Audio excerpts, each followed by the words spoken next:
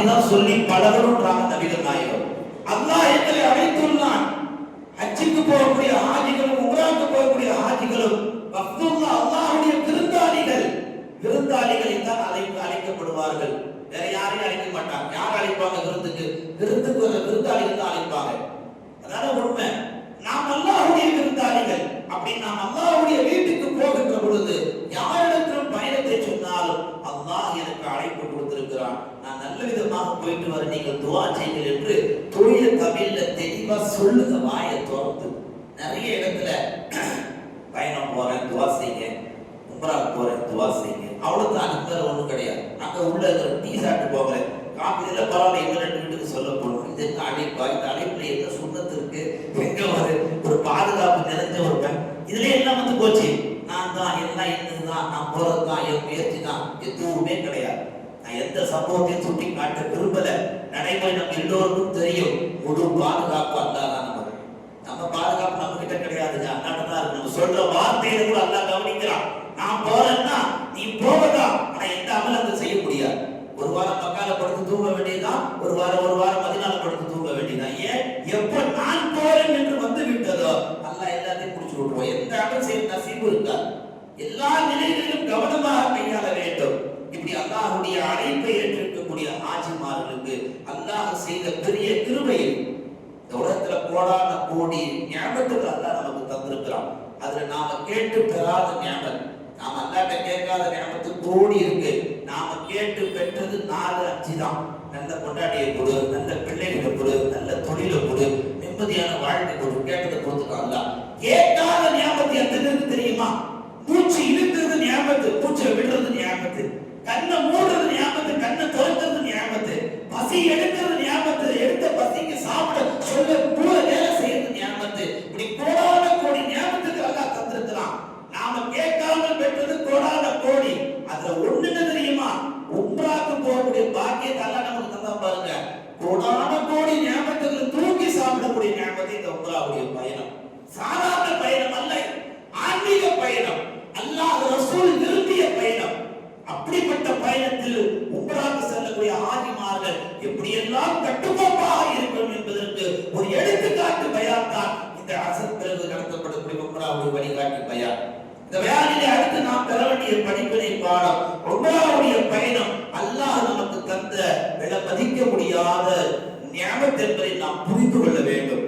என் காசுல போனேன், என் உழைப்புல போனேன், எனக்கு வந்த பங்குல போனேன், என் ஃப்ரெண்டு டிராவல்ஸ் நடத்துறார், என்னை தூக்கி விட்டார், நான் இதுக்கு இப்படி பாடுபட்டேன் அப்படி பாடுபட்டேன், எந்த எண்ணமும் வரக்கூடாது. என் ரப்பு என்னை அழைத்தால் அவன் அழைத்ததற்கு நான் செல்கிறேன் என்ற உறுதி மட்டும் நான் உள்ளத்தில் போகின்ற வரைக்கும், திரும்பி வருகின்ற வரைக்கும் இருக்க வேண்டும். அல்லாஹ் எண்ணத்தை தான் பார்க்கிறான். இன்னவராழ்வார் பின்னில் என்னதான் என்றான் அல்லாஹ் பார்க்கிறான். மதீனா ரோட்ல விட்டு பார்க்கிறான், உள்ளத்துல பார்க்கிறான். நீ எப்படி எல்லாம் எண்ணிட்டு போற? தவாஃப்ல பார்க்கிறான், சையில பார்க்கிறான், தொங்கோட்டத்துல பார்க்கிறான், மக்காம் இப்ராஹிம்ல பார்க்கிறான், எல்லா நிலையிலும் பார்க்கிறான். ஒரு இடத்துல எங்கேயாவது நம்ம தவறிட்டோம்னா அல்லாஹ்க்கு மார்க் பண்ணி வச்சிருப்பான். எங்க டர்னிங் பாயிண்ட் அவனுக்கு வருதோ அங்க பிடிப்பான். நம்மளால எதுவுமே செய்ய முடியாது. அன்பார்ந்தவர்களே, இந்த உம்ராவில் நாம் அல்லாஹ்வுக்காக பொருள் செலவு, நேரம் செலவு, காலம் செலவு, எவ்வளவு தியாகங்களை மேற்கொண்டு செல்கிறோம். இந்த தியாகத்திலே நாம் சொல்ல ஒரு முக்கியமான செய்தி தெரியுமா? தமிழ்ல ஒண்ணு சொல்லுவாங்க, செய்வதை மிக திருந்த செய் அப்படின்மா. உம்ராக்கு போயாச்சு, அங்க செய்யறது என்னவோ அதை கரெக்டா செஞ்சிடும். அதுல கோல்மாறு, அதுல குறைவு, அதுல கம்ம எதுவுமே வைக்க கூடாது. எல்லாத்தையும் பரிபூர்ணமா நிறைவேற்றணும். நிறைய பேர் உம்ராவுக்கு போகக்கூடியவர்கள் தொழுகையை அசட்டையாக எடுத்துக் கொள்வார்கள். அது தவறு. முடிந்த அளவுக்கு தொழுகைக்கு முக்கியத்துவம் தர வேண்டும். உம்ராவுடைய காலங்களில் எவ்வளவு நாம் தியாகம் செய்து போனாலும் நாம் செய்ய வேண்டிய முக்கியமான செய்தி என்ன? எதை செஞ்சாலும் உறுதியா செய்யணும், ஒழுங்கா செய்யணும், முழுசா செய்யணும். அறமுறையா செய்யக்கூடாது. சொல்றாங்க ஷரியத்துல, சட்டத்துல 7 முறை தவாஃப சுற்றி வரும் பொழுது ஒது இருக்க வேண்டும். அப்ப ஒது போகாத அளவுக்கு நீங்க தயாராகணும். நல்ல வயிறு முட்டை தண்ணியை ரூம்ல குடிச்சிட்டு அங்கிருந்து ஒரு 5 மீட்டருக்கு அளவுக்கு நடந்து வந்துட்டு மூணாவது தவாஃப்ல இது வருதுன்னு சொல்லிட்டு போனா போக வேண்டியதா தப்பு இல்ல. திரும்ப ஃபர்ஸ்ட் தவாஃப் ஆரம்பிக்கணும்.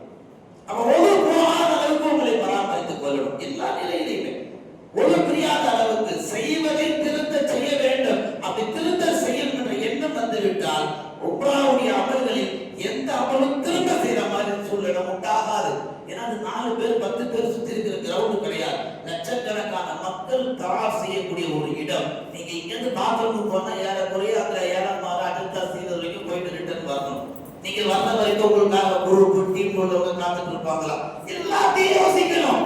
மயிர் கலக்கிற மாதிரி இருக்கா, சிறுநீர் வர்ற மாதிரி இருக்கா, இல்ல உடம்பு ஏதாவது பண்ற மாதிரி இருக்கா, என்னென்ன செய்யணுமோ அத்தனையும் செஞ்சுக்கணும். சிறுநீர் கழிச்சுக்கணும், சலா போயிட்டு வந்துடணும், தலை வலிக்க ஒரு மாத்திரை போட்டுக்கணும், உடம்பு ஜுரம் ஒரு மாத்திரை போட்டுக்கணும். எல்லாத்தையும் முன்னெச்சரிக்கையோடு ரூமை விட்டு வெளியே வரும்போது பரிபூர்ணமாக உடல் தெம்போடு மன தெம்போடு நீங்க வந்துட்டீங்கன்னா எல்லாமே உங்களுக்கு கிடைக்கும்.